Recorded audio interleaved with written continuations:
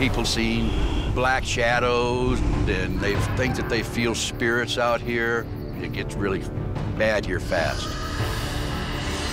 Bizarre creatures like chupacabras, hellhounds, people disappearing, losing time. My primal brain is saying, "Run, you fool." I was scared to death.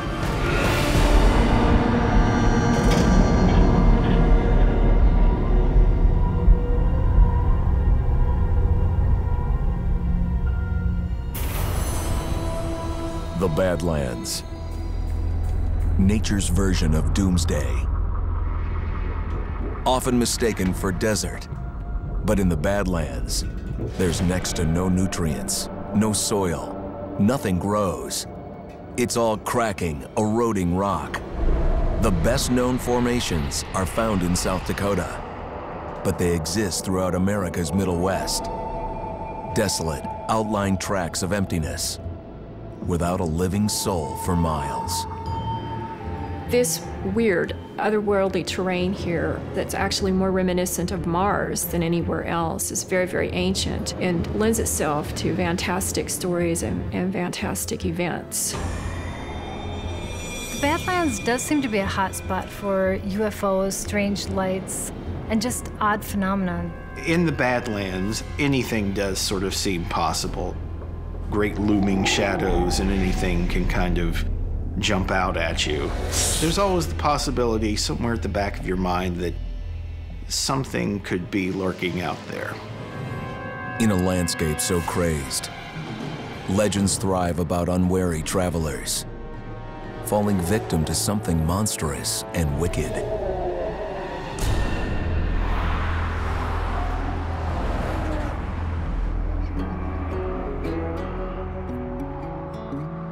While cutting through the Badlands is always a tricky proposition, one route is considered worse than all the rest. Some would say, godforsaken. It began innocently enough, just a numerical change along Route 66 on the highway maps. Now, the north-south branch from Colorado to New Mexico would read 666. Just one more 6. But now this isolated stretch of asphalt was marked, destined for the full wrath of God.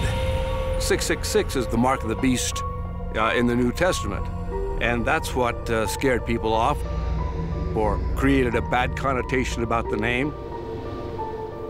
There's many people who feel simply because of the number 666, highways haunted or evil, even possessed. I think being called the Devil's Highway is probably more because of the incidents that have happened on that highway, the amount of truck crashes and car crashes that have happened on that highway. Despite its reputation, some folks must travel this road.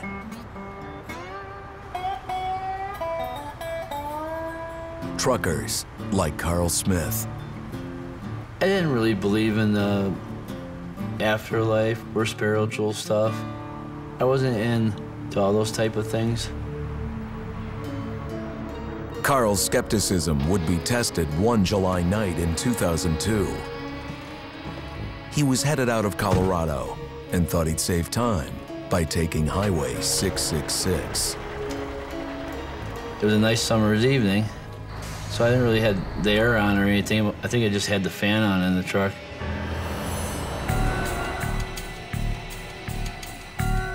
In the Badlands, the highway abruptly changed to steep curves and switchbacks. As you turn the truck, you can see the tail of the trailer. If you cut it too short, you're gonna go down off the side of the road. If you make a mistake, it's gonna probably be your last one. Then, trouble began inside Carl's truck. That truck just got like cold. Like somebody just turned industrial AC on, almost like I drove into a freezer box. And then I got the strangest feeling that, you know, there's something here with me. Something or someone's here in my truck.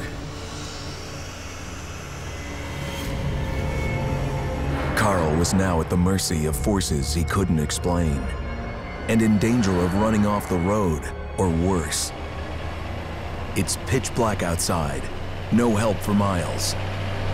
And as we'll see, his run on the Devil's Highway had only just begun. Well, the things that I've heard of on the Devil's Highway are bizarre creatures like chupacabras, hellhounds, people disappearing or losing time. Just very strange experiences that regular, ordinary people are having when they're out traveling on the road. There is something about this place geographically that has caused a strange energy anomaly that draws the strange and the mystical and the supernatural. It's all about energy. And if you have oddities in energy, you may have oddities in reality. While Carl Smith was battling the Devil's Highway in Colorado, another trucker, Terry Aldershoff, was trying to recover from his drive on the Devil's Highway. Truck drivers never talk about bad things. They've got this macho image that they've got to uphold. And 40 years, I've never told this story to anybody. How do you explain this to somebody? They're gonna think you're nuts.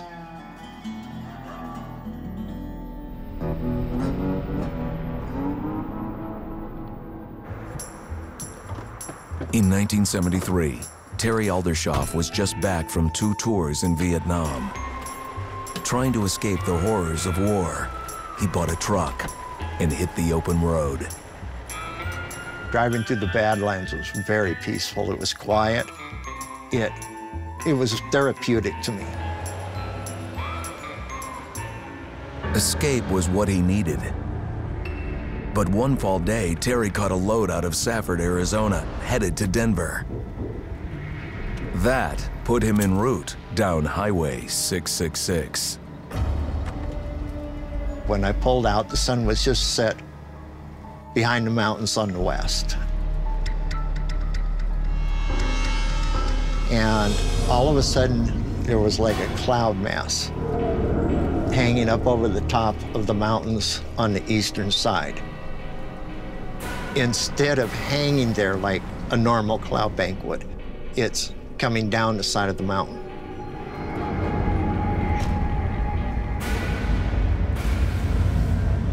So now something's not right, and I know it. I can feel it down deep inside of me. There is something wrong. 2 things run through my mind. Can I outrun it, or should I stop? And I thought, I can outrun it. I can outrun anything. Terry puts pedal to the metal. The faster I went, it stayed right on top of me. Then all of a sudden, it got oppressively close. It was like right down on top of the truck. And it started having these green electrostatic flashes, almost like green lightning. And it was right over the top of me. So I'm trying to see the road, and these green flashes are blinding. I think, I can get out of this. I can get out of this. And I kept speeding up and speeding up and speeding up. And pretty soon I was doing everything the truck could do, and it still was on top of me. 80,000 pounds of motoring metal flying down asphalt at top speed. Terry Aldershoff's best efforts to break free are going nowhere. I was scared. Now all of a sudden, the Devil's Highway had, it had a meaning.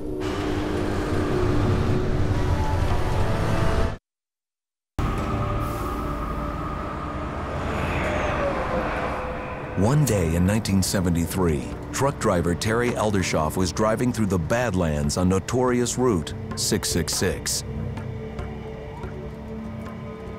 Suddenly, a mysterious cloud started chasing him down.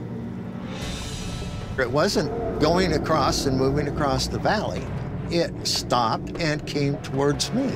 So there was something in this that was completely aware of what it was doing. But this was getting lower and lower and it settled down right over the top of my truck.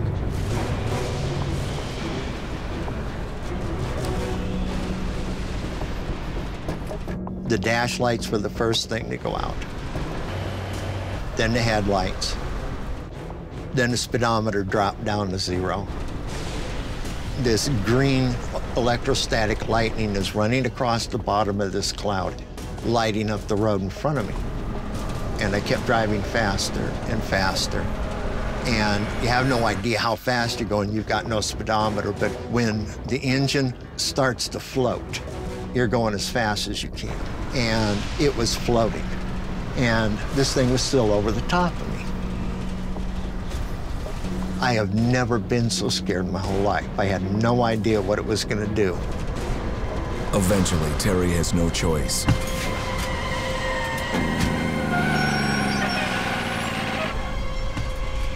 He brings the big rig to a grinding stop. But that just makes things go from bad to worse. I'm watching this cloud, nothing but this green lightning. And the wind kept picking up. The truck would rock, it'd buffet. Then the next thing I know, I could feel the whole truck leaning.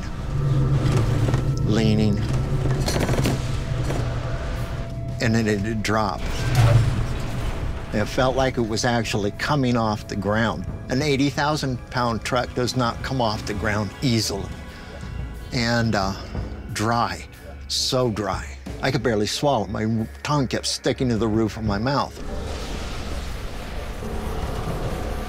And I can feel this electrostatic lightning or whatever it is. It's reverberating in my jaw.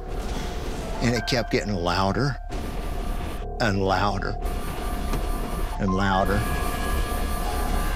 And finally I thought, I gotta get out of here. It was as if this cloud was a hunter, and Terry, the hunted. The only thing I could think of was to get out of its line of sight. So I jumped back in the back. The vibration in my head, it made it feel like it was going to explode. I was going out of my mind with the noise.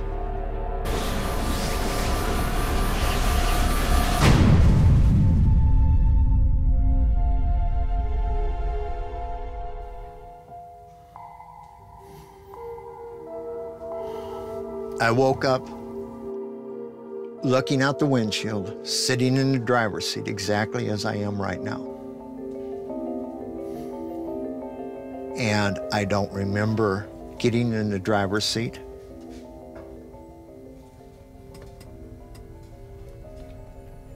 Everything's working. All the lights are back on. And I look down at my watch, and 4 hours went by. And I ended up driving over 100 miles and do not remember doing it. When a cloud doesn't behave like a cloud, and it doesn't behave like a lightning storm, and it behaves like a predator, something's going on. There have been a lot of stories of this strange electric fog phenomenon, or of a UFO coming out of a cloud. So that wasn't the first story of something hidden in a cloud that was strange. It was like using a cloud as cover. There's something not right with that road. You know, when they call it the Devil's Highway, they weren't lying. Terry doesn't know how he survived his run on Highway 666.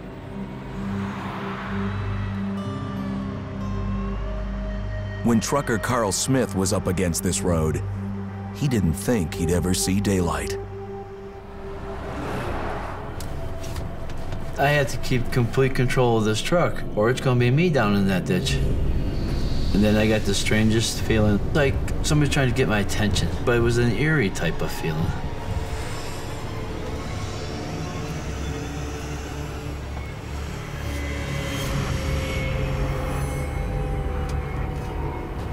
Then I looked and I seen this figure next to me in the passenger seat. It was like a misty fog of this silhouette of a person actually sitting there.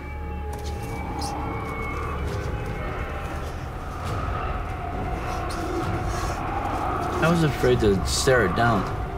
Kind of like staring down a wild dog, you know, you stare at it, and it jumps at you.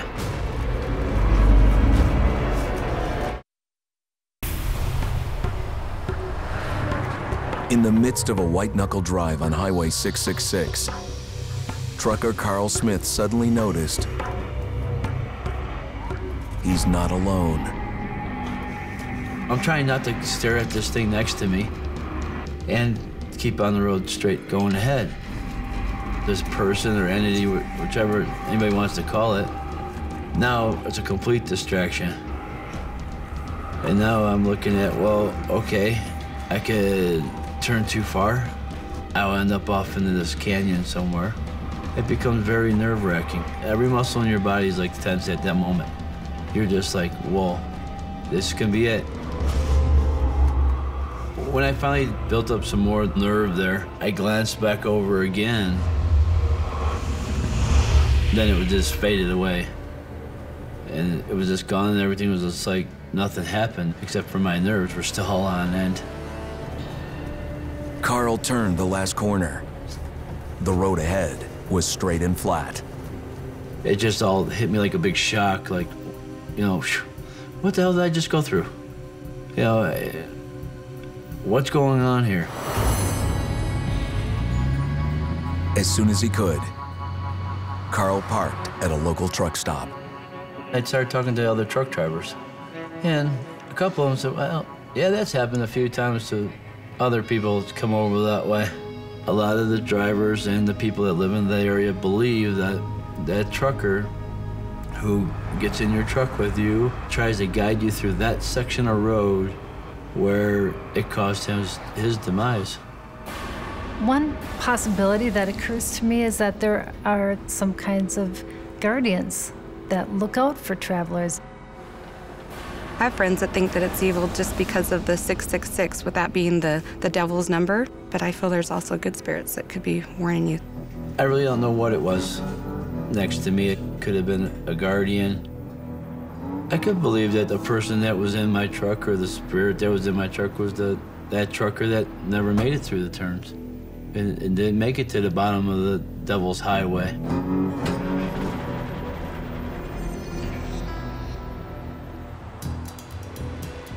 Route 666 sparked so many rumors that in 2003, the federal government renumbered the route to 191. Most people know that it was Route 666. You can change the name and change the energy of a place, but there's still that undercurrent. My night on the Devil's Highway was one of the scariest nights of my life.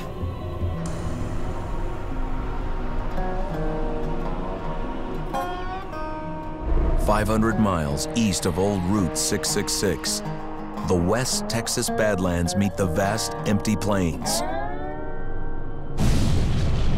Over millions of years, wind and rain carved this region in spectacular ways. A beautiful, yet desolate place. You don't have to get very far outside of town to feel very isolated with the curves and the twists and the terrain, the rocks and things. There's just always a sense that there's something hidden, something watching you. There are a lot of legends and mysteries about this place, and yet I don't think anyone ever saw anything like I did.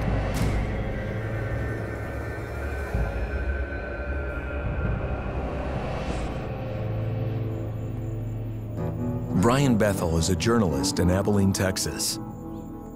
For nearly 20 years, he's covered city politics, community issues, and major events. Brian is trained to follow the facts and get to the truth of the story. Brian is a reporter in that old school style. Brian's not going to be the first guy to go. Somebody says that they've seen something weird, obviously it must be true. He has about the right dose of objectivity. I have no good explanation for what happened to me at all. And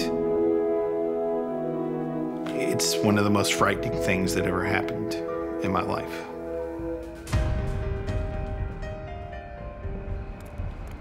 In the spring of 1996, Brian was busy covering city council meetings and rushing to file his stories by deadline. Then one evening, he remembered an unpaid bill, one he had to take care of across town that very day.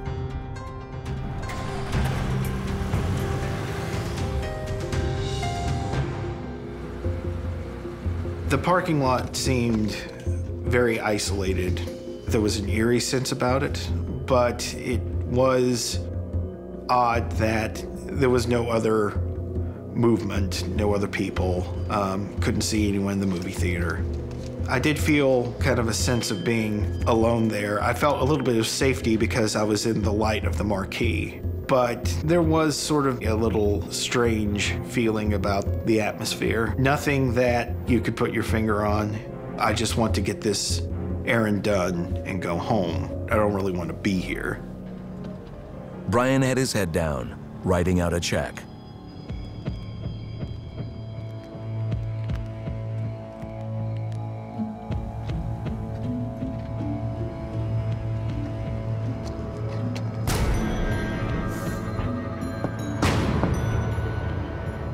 There's this very sharp rap at the door, and it startled me. I look over, and there's two young men standing outside. They might be somewhere between 9 to 14, both of them wearing pullover hoodies.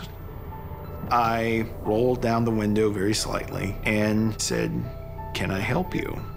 That's when things began to get just really weird. Hey, mister. The older of the pair did all the talking.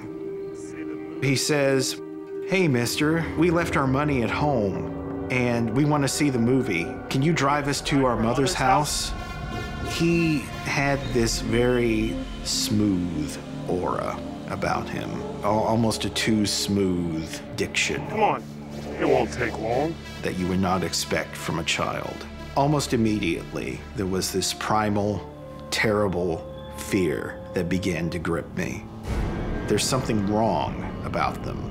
And it's not just the smoothness of the spokesman. Some part of my primal brain is saying, "Run, you fool."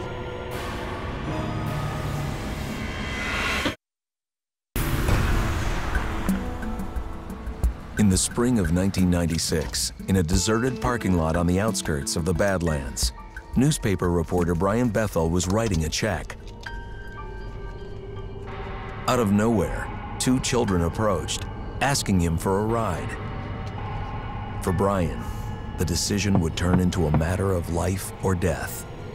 I wanted away from them. I was scared to death. I was almost literally trembling, trying to keep myself together in the face of just a couple of little kids. I think he began to understand that I was afraid of them at some level because he started to be reassuring. Come on, mister. We don't have a gun. That unnerved me. There was this subtle note there that said that we don't need a gun, mister. All this time, this mounting sense of danger that I am about to die. Brian suddenly notices his hand is reaching towards the handle to unlock the door. My hand had sort of strayed toward the car door on its own, a little too close to the latch. I'm like, I don't remember doing that. You're not letting them in. Move your hand away. Was it mesmerism or some sort of hypnotism? I can't objectively say that. And then the spokesman started to get angry. Mister, we need in your car. He said, "We can't come in unless you tell us it's okay." Tell us it's okay. I look over at them. It hits.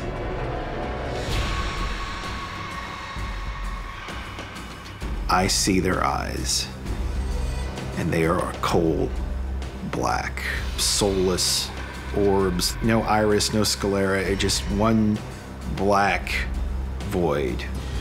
They were like shards of night, and I am more frightened than I have ever been in my entire life. And at that point, every single thing in me says, get the hell away now. Breaking from his trance, Brian took off. I ripped out of the parking lot as quickly as I possibly could, only taking a moment to look in my rearview mirror and see that there was no one standing where the children were. They were gone. It was like that they almost just vanished.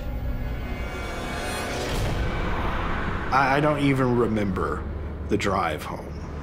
All I know is that I got there absolutely terrified. I was chilled to the soul. Still shaken by the encounter, Brian calls his best friend Chad Beavers, a psychologist in nearby Amarillo. I have never heard Brian be scared at all, ever. Certainly not like this. It freaked me out almost as much as I think he was freaked out. Brian still has no idea what it was that he encountered. People have various theories, everything from vampires to ghosts to aliens. I think black-eyed kids are terrifying because they're extremely predatory and they are sort of relentless. And this is the other part that's scary. You have to know that you can't let them in or accept their help because that's how you've given away your power and now they have a way to access you. I believe that I was being hunted in some manner. They use camouflage or subterfuge to draw in prey because we are hardwired to look at children and say, these are innocent creatures. The black-eyed kids, very modern manifestation of a very ancient phenomenon of fairies and fairy abductions. What we're looking at is possibly a new twist on a very, very ancient thing that humans have been encountering for thousands of years. Brian wrote about his experience, the first report of its kind, and as the incident spread from the Badlands, dozens of people contacted Brian about their own black-eyed kid encounters. I'm driving home and there are two children walking up the hill. So I pull over and I say, you guys all right? Do you want me to call your mom? One of them said to me, let me in the car. I said, no, I'll call your mom. The other one said, let us in the car. I had this feeling of doom and dread. And they both looked at me and they were as pale could be with black eyes. I became very, very panicked. I started saying the St. Michael prayer. St. Michael the Archangel, your protection against the snares of the devil. There are no confirmed cases of death at the hands of black-eyed kids. But it's the stories Brian has never heard that worry him. I wonder about the people who just saw a couple of kids and said, sure, you can come in, I'll give you a ride. And then what happens to them? Can I help you? If a black-eyed kid knocks on your door, don't let him in, because it may be the last thing that you do. Dangerous roads, iffy hitchhikers. Just a couple of ways the Badlands can lead to misery and evil. In another corner of the region, an entirely different route to misfortune. A place where ordinary people tempt fate with a legendary curse. East of Phoenix, Arizona, there's a range of mountains known as the Superstitions.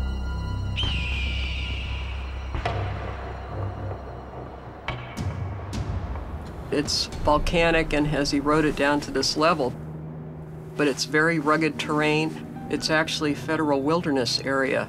So no roads, no motorized vehicles. It's just the way it was hundreds or even thousands of years ago. The weather can change suddenly, and sometimes it's a drop in degrees of 30 to 40 degrees in a matter of minutes almost. Superstition Mountain is beautiful and kind of a little scary. For centuries, dark rumors have swirled around these peaks. People tell me that they come out here and that they have seen black shadows, and they think that they feel spirits out here. Superstition Mountains to the local tribes were a sacred area, and they also believed in the evil spirits that inhabited the area, and it was bad luck to go in, and sometimes those who went in would not return. The bad luck seems to revolve around any attempt to remove gold from the mountain fortress. A move that's believed to incite the wrath of Indian spirits. The spirit stories are very, very strong. They don't want anybody to take anything from the mountain. Anything that's in there is sacred to them. There have been several hundred people that have passed away here in the Superstition Mountains hunting for gold. In the 1870s, one man, Jacob Waltz, nicknamed the Dutchman, managed to strike it rich. Somewhere within this mountain, Waltz found a gold mine, and it's lured prospectors here ever since. Some people believe there is still a curse on Superstition Mountain and that it can be a dangerous place to go into. So it's hard to say, you know, maybe the evil spirits are still out there. Despite the curse on any who try to claim the mountain's gold, some can't help themselves. People can get obsessed with that place because of the gold fever, treasure. They get high off it. They see nothing but that. They dream it. They eat it. Carol Merworth knows this tragic tale all too well. Her son Curtis had gold fever. When Curtis was a boy, he'd always act like he was treasure hunting with his sister all the time around the house and stuff. He was always interested in it. Years later, with a wife and family, Curtis was still captivated by the idea of finding buried treasure. It led him into a world of treasure maps and tales of the Lost Dutchman's Mine. This Native American lived down that way, and Curtis made friends with him. And he said he went there all the time getting gold. And he gave Curtis an Indian map so Curtis could get some gold. Curtis believed he finally had the break he'd been looking for, and he recruited two friends to help him find the Dutchman's gold in the Superstitions. With this Indian map in hand, any concern about the mountain's curse was left behind. Curtis thought that it was nonsense about the curse. All he was interested in was finding the gold. In the last few days before Curtis's expedition, his mother began having frightening premonitions. In my vision, he kept coming to me, talking to me, and crying to help him, to get the searchers and that and the planes to find him, because he was going to die. Curtis was determined to go up there no matter what, to the Superstition Mountain, find the Lost Dutchman Gold Mine. I just told him it was the wrong place to go. It was a wicked mountain to me.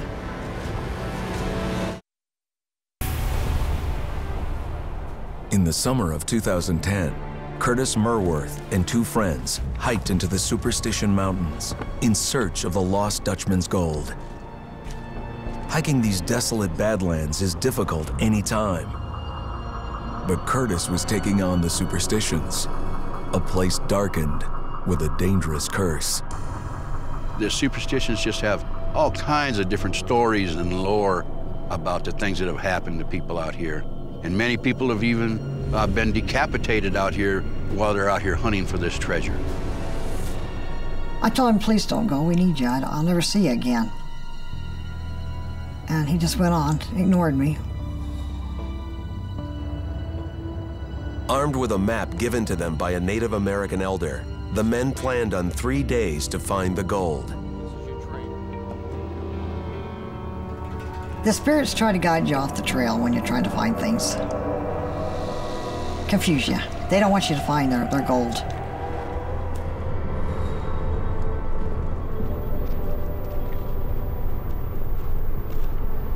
You know, you step on one rock wrong, and you can end up 100 feet down in a canyon. one step wrong and the rattlesnake that doesn't rattle. The Badlands is a good name for the Superstition Mountain area. Things can go wrong within a matter of a minute. He's going to go for 3 days and come back. And he didn't come back, so I knew something was the matter.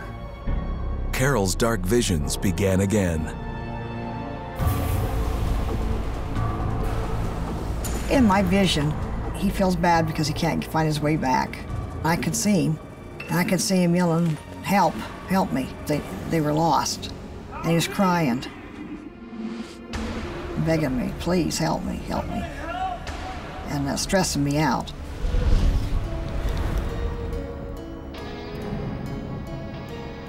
After several days, Carol notified the search and rescue team. The searchers went out with planes, with dogs, even on horseback, and there were volunteers that went out on foot. A lot of times they had to go out at night because of the heat, but they could not find the lost hikers. Days turned into 6 long months with no news. I almost had a nervous breakdown, and it's hard when people go missing and you don't know what's happened to them. In January of 2011, longtime prospector Rick Gwynn ventured into the Superstitions on his own attempt to find the Dutchman's mine.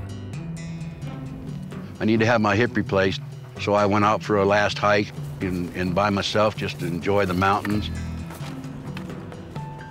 About halfway up the hill, and I figured I'm just turning around and I'm going back because my hip wouldn't allow me to go any further. And I turned to the right, and I could not believe what I saw. I mean, I was just like, whoa.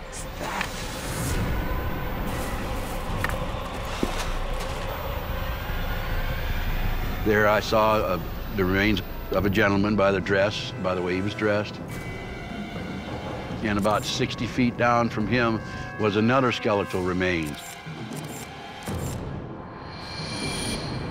Rick had found the bodies of the hikers that accompanied Curtis Merworth.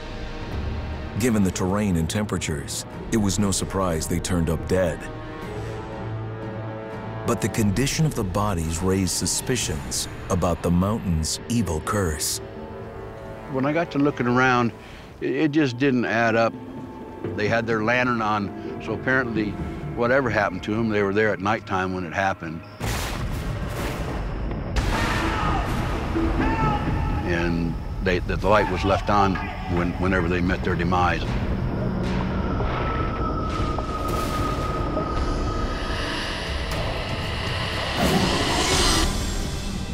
There were 2 holes in the back of a gentleman's head, which is just not normal. Most people don't have those there. Skeletal remains of a gentleman had one of his rib bones sticking out the front of his shirt. It looked as though his ribs in the back had been blown in, actually, is what it was.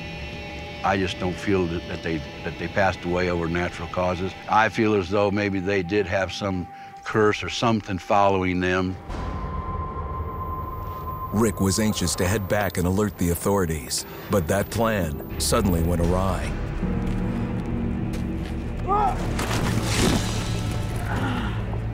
It was unbelievable. It was like somebody was holding me there. The curse almost got me. Like many treasure seekers before, Curtis Merworth and 2 friends trekked into the Superstition Mountains, lured by legends of gold. And just like dozens before, they disappeared. It might have stayed that way if not for Rick Gwynn, a prospector who managed to find the bodies. The mountain had already taken its toll on the hikers. Rick thought he might be next. I tripped and fell down, and my doggone backpack got caught up on some of the stubs of the trees that were there. I was about to roll off of the hill. I finally was able to get out of that rascal, but I thought for a while there I was going to be right along with those gentlemen. I truly did. It was unbelievable.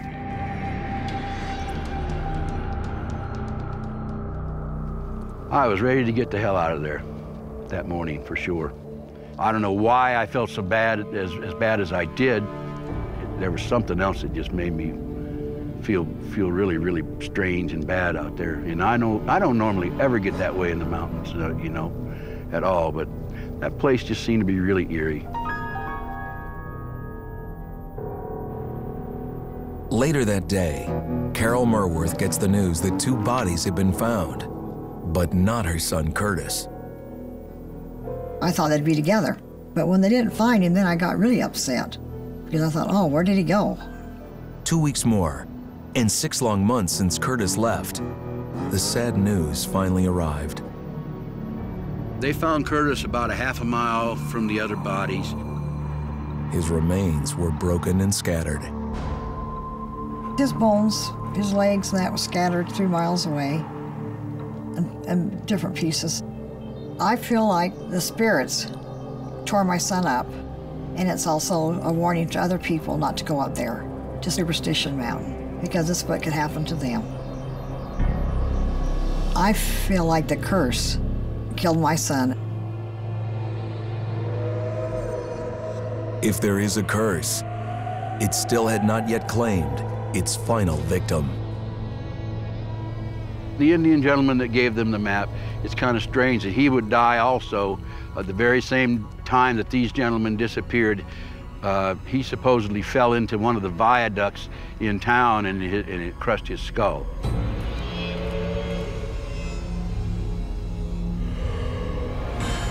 I think that it might have been connected to the curse. The reason being is I don't think he was supposed to tell anybody about where the Indians hope these treasures buried out here.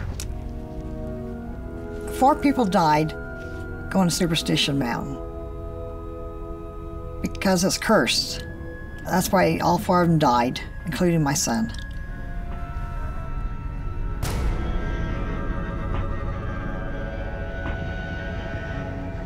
When you're out in the Badlands, there is a strange quality to it. There's always the possibility somehow that you might encounter something strange. There are absolutely entities out here. It's like there's something always watching you. Who they are, I really can't answer. And it gets really bad here fast.